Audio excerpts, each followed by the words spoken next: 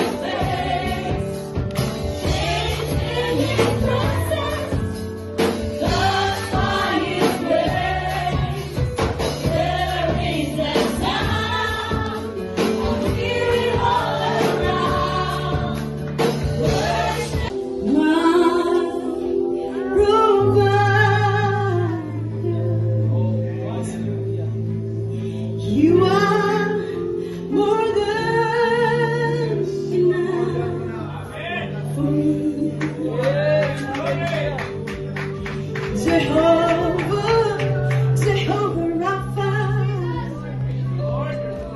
you're my healer. And by your stripes, I've been set free.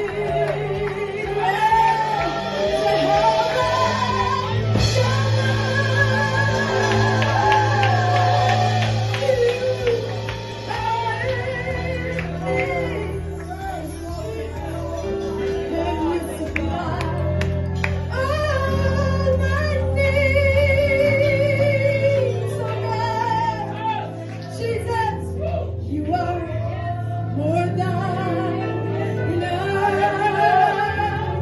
Jesus, you're more than enough.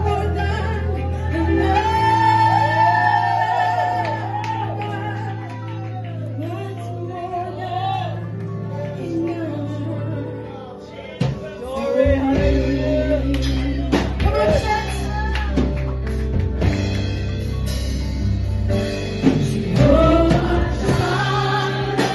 My provider, yes, you are more than enough.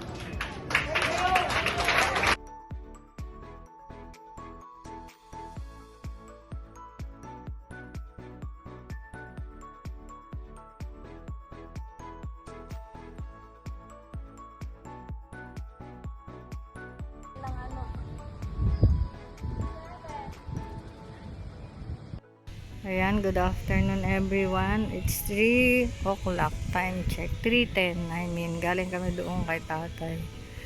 Namamasyal sina Sister Claudette at yung pinsan niya, si Ate Grace. Si Grace. Tapos, ayan dito. Yan lang everyone. Dahil, hindi ko na sinama si nanay after ng church ako nagpunta dito. Kasi nga ayan. Meron pang red horse. Yung bata. Katawa naman no. May isang nilay. Ano ba yan? Ano ba yun? Ayan o. Mamaya yan. Fresh na lang. Oo. Oo, pero Ayan, mamaya yan, puno na naman yan, parang sa Luneta Park. Maraming yan may nakalagay doon. Phase 6. Ayan. Yan lang at ganun lang kami. Pauwi na kami dito. Now everyone, see you again later. Ayan lang. Kami pa palang. Minsan naman yung iba nabenta na, kaso wala lang. Oo. Bagong sila bagong tabas. Yung damo nila. Ito kasi matagal na to. Ayan, nandito ako sa part ng ba to? Phase 5 yata ito. Ayan umakyat kami nina Sister Claudette dito sa hagdan. Ayan, ang view ng kay tatay. Ayan meron siyang doon. Malapit sa tent. Diba?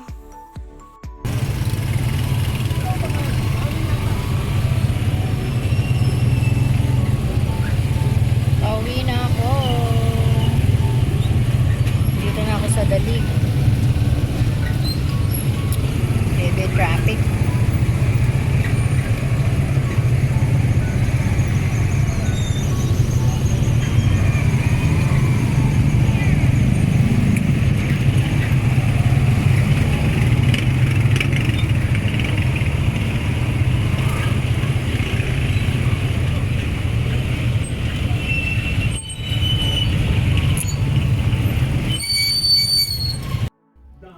Dinner namin ni nanay.